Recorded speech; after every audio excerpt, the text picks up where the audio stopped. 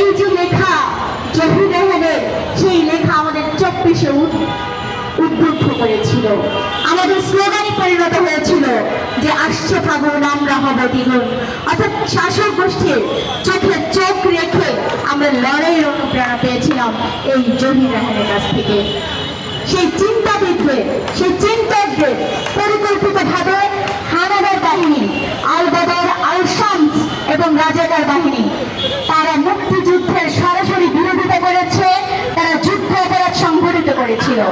তারা এই বাংলাদেশকে মুক্ত স্বাধীন দেশ হিসেবে স্বীকৃতি দিতে তারা কুণ্ঠাবোধ করেছিল এবং তারা সেটি চায়নি।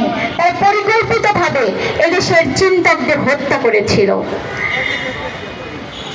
আমরা দেখেছি যে গোবিন্দচন্দ্র দেব, সেই গোবিন্দচন্দ্র দেব তিনি বলেছিলেন যে মানুষের বড় পরিচয় তার ধর্মীয় লেবাসে নয়, তার বড় পরিচয় সে মানুষ।